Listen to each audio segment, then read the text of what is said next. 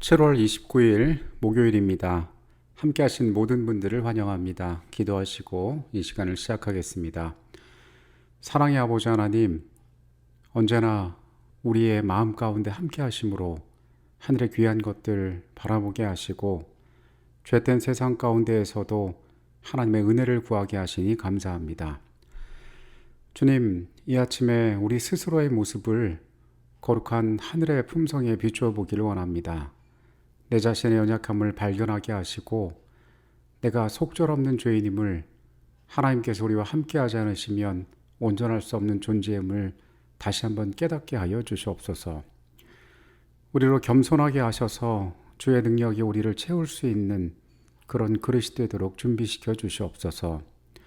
아버지 하나님, 우리의 삶의 목적이 내 자신의 성취와 자랑에 있는 것이 아니라 주의 이름을 세상에 나타내고 하나님의 이름을 영어롭게 하는 데 있음을 잊지 않게 하여 주시옵소서. 하늘의 은혜를 구합니다. 주가 쓰실 수 있을 만큼 가치 있는 것들로 우리의 삶을 채우기 원합니다. 주님, 이 시간에 우리와 함께 하여 주시옵소서. 거룩하신 예수 그리스도의 이름으로 기도합니다. 아멘. 시너지 효과라는 말이 있습니다. 시너지라는 단어는 한 사람이 할 수 있는 능력 이상의 것을 여러 사람이 함께 할 때에 나타낼 수 있다는 것입니다. 이 시너지 효과의 좋은 예는 기러기들의 이동에서 볼 수 있습니다. 기러기들은 무리를 지어서 1년에 10,000km 이상의 거리를 비행하는 것으로 유명합니다.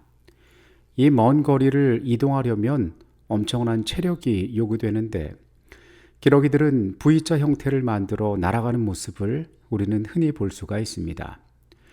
그런데 V자 형태로 날아갈 때에 이 V자의 꼭지점, 선두에 있는 기러기가 가장 많은 공기 저항과 부담을 안게 된다고 합니다.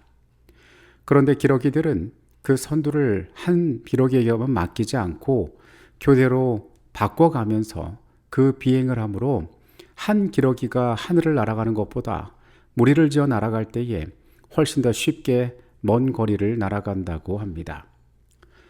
우리의 믿음 안에서도 마찬가지입니다.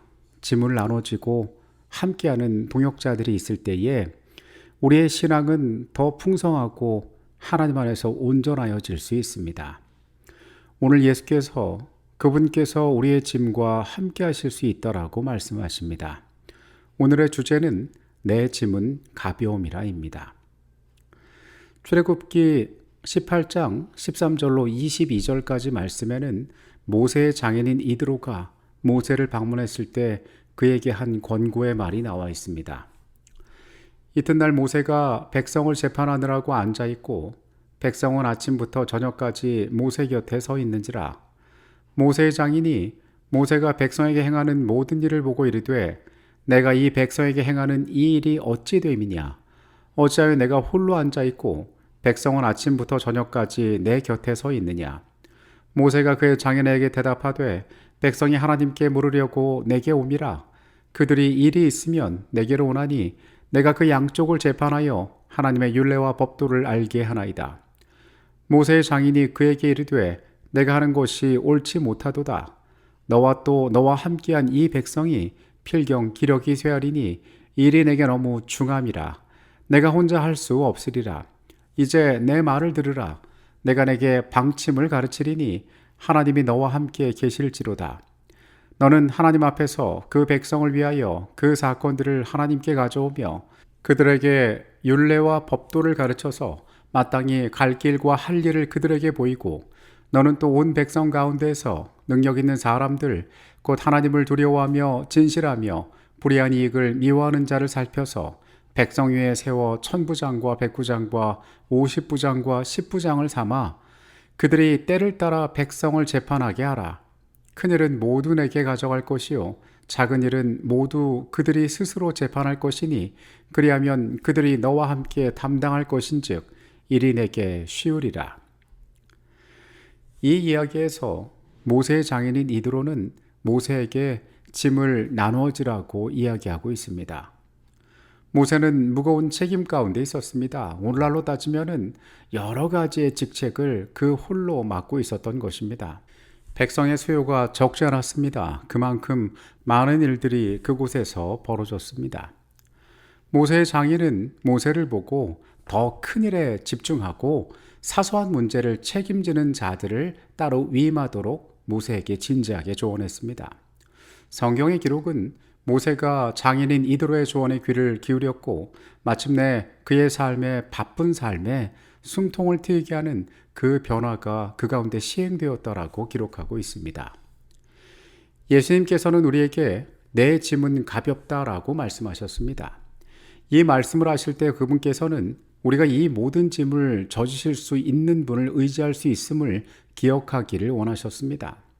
모세가 그랬던 것처럼 우리도 우리의 삶이 지고 있는 짐을 나눠주기 위하여 서로가 필요함을 배우고 느껴야 할 필요가 있습니다. 고린도전서 12장은 그리스도의 몸을 묘사하고 서로 짐을 나누어지는 것이 어떤 모습인지 좋은 신뢰를 우리에게 보여주고 있습니다. 몸은 하나인데 많은 지체가 있고 몸에 지체가 많으나 한 몸임과 같이 그리스도도 그러하니라. 우리가 유대인이나 헬라인이나 종이나 자유인이나 다 한 성령으로 침례를 받아 한 몸이 되었고 또 다 한 성령을 마시게 하셨느니라. 몸은 한 지체뿐만 아니요 여럿이니 만일 발이 이르되 나는 손이 아니니 몸에 붙지 아니하였다 할지라도 이로써 몸에 붙지 아니한 것이 아니요 또 귀가 이르되 나는 눈이 아니니 몸에 붙지 아니하였다 할지라도 이로써 몸에 붙지 아니한 것이 아니니 만일 온몸이 눈이면 듣는 곳은 어디며 온몸이 듣는 곳이면 냄새 맡는 곳은 어디냐. 그러나 이제 하나님이 그 원하시는 대로 지체를 각각 몸에 두셨으니 만일 다 한 지체뿐이면 몸은 어디냐. 이제 지체는 많으나 몸은 하나라. 눈이 손더러 내가 너를 쓸 데가 없다 하거나 또한 머리가 발더러 내가 너를 쓸 데가 없다 하지 못하리라. 그뿐 아니라 더 약하게 보이는 몸의 지체가 도리어 요긴하고 우리가 몸에 덜 귀히 여기는 그것들을 더욱 귀한 것들로 입혀주며 우리 아름답지 못한 지체는 더욱 아름다운 것을 얻느니라. 그런즉 우리의 아름다운 지체는 그럴 필요가 없느니라. 오직 하나님이 몸을 고르게 하여 부족한 지체에게 귀중함을 더하사 몸 가운데서 분쟁이 없고 오직 여러 지체가 서로같이 돌보게 하셨느니라. 만일 한 지체가 고통을 받으면 모든 지체가 함께 고통을 받고 한 지체가 영광을 얻으면 모든 지체가 함께 즐거워하느니라. 어떠한 무게라 할지라도 그 무게를 감당하기 위해서는 제대로 움직일 수 있는 몸이 필요합니다. 모든 구성하고 있는 요소들, 팔과 다리, 그리고 사소한 근육과 심지어 머리카락까지도 온몸에 있는 모든 기관들은 몸이 작동하는 데 필요한 것들입니다. 우리는 흔히 하나님을 믿는 무리들을 신앙 공동체라고 부릅니다. 믿음의 무리라고 이야기합니다. 그리고 교회는 그리스도께서 피로 사신 이 교회는 우리의 믿음에 있어서 함께하는 것이 얼마나 중요한지를 가르쳐주고 배우는 곳입니다. 우리는 신앙 안에서 누구의 탁월함과 우월함을 주목할 것이 아니라 하나님 앞에서 우리 각자의 맡은 것들을 잘 생각하고 서로가 서로에게 함께함으로 인하여 더 나은 것들, 시너지를 얻을 수 있는 영적인 덕이 있음을 기억하고 살펴야 합니다. 예수께서 우리의 짐을 대신 지겠다고 말씀하십니다. 그분께서 우리의 짐을 나눠 지겠다고 이야기하시는 것입니다. 우리는 예수님의 이 말씀 가운데 우리의 영적인 삶에 우리의 생활의 태도와 삶의 방향이 신앙의 섬김이 어디에 있어야 할지를 배울 수 있습니다. 우리 역시 기꺼이 짐을 나눠주는 자들이 되어야 합니다.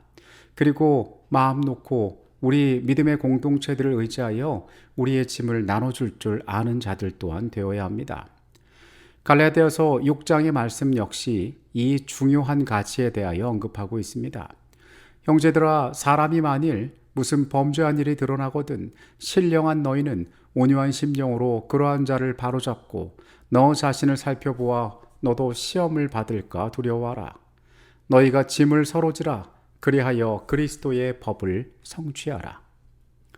같은 공동체가 되었다는 것은 물리적인 도움을 주고받는 것, 물질적인 도움을 주고받는 것 이상을 의미하고 있습니다.